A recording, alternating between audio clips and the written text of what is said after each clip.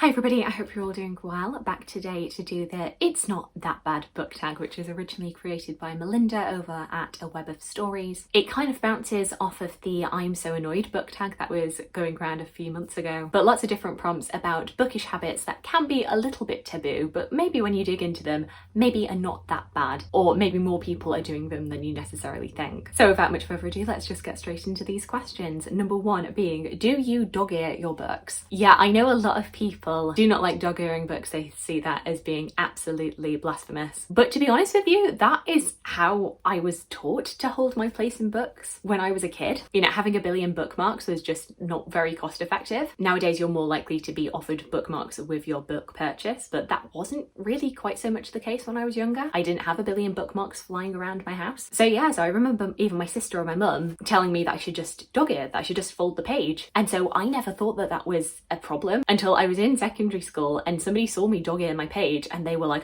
oh my goodness, I can't believe that you would do that. And I was like, what?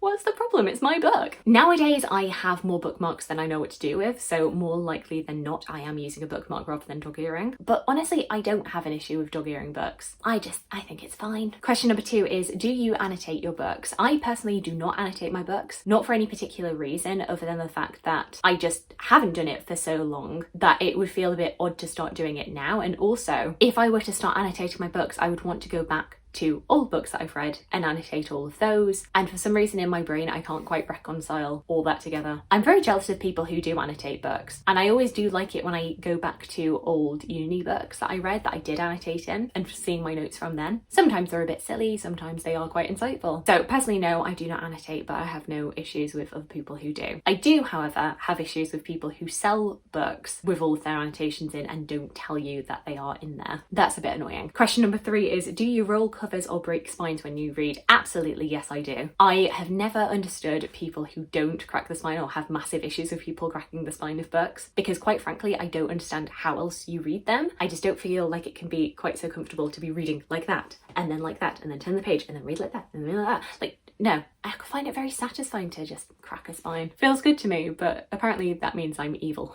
Question number five, do you read in the bathroom? And I'm going to separate this as like reading on the toilet as opposed to the next question, which is more about like, do you read in the bath?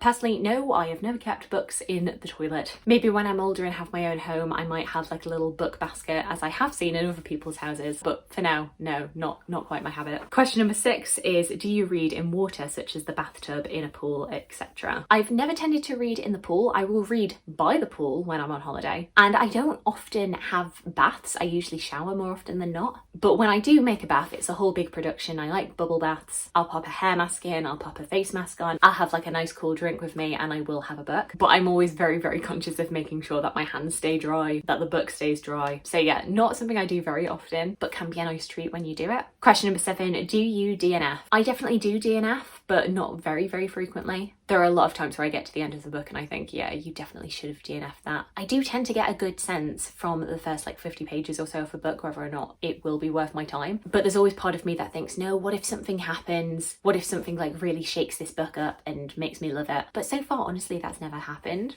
So maybe I do need to trust myself a little bit more. Question number eight, do you ever read ahead or skip to the end of a book? No, not typically. I can be quite bad for scanning pages and my eyes skipping ahead to the next page, but no, typically I'm not going like forward multiple chapters in order to find out what happens.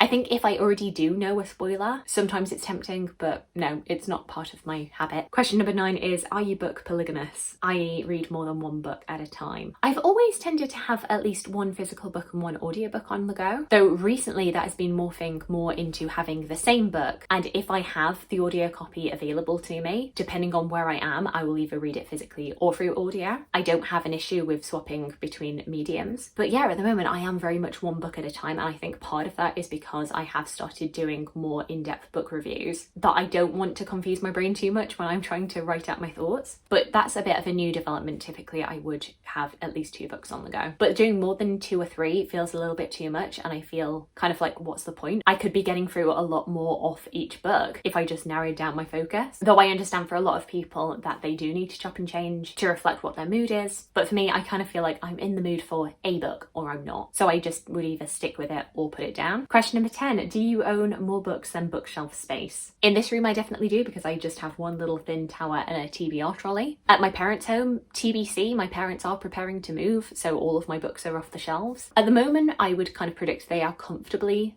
full. Like, I don't double stack anything, and I do at least once a year do a bit of a clear out. So yeah, at the moment I'm okay with bookshelf space, but I would always like more. And the bonus question is, do you ever take a book without leaving a book at a little free library? I've only ever come across like 1 or 2 little free libraries in the UK, and one of them actually happens to be right near my parents' house. What I typically do is, if I go past that little free library, I'll have a look, see if there's anything I'm interested in, but I don't go on a walk with the little free library in mind. So if I take a book, I'm usually not passing on another one, but what I'll do is the next time that I go around, I will come and take some books. And also, whenever I do an unhaul of my books, I do tend to take multiple to that little free library anyway, so it all ends up rounding out in the end. So I don't feel guilty about that. Question 11 is to tag some people, and I will try and tag people who haven't done this down below. Do let me know any of your answers to these questions. Am I a terrible person because I crack spines in dog ear with abandon? I'd love to hear from you. I hope you're having a fantastic, fantastic day, and I look forward to talking to you again soon.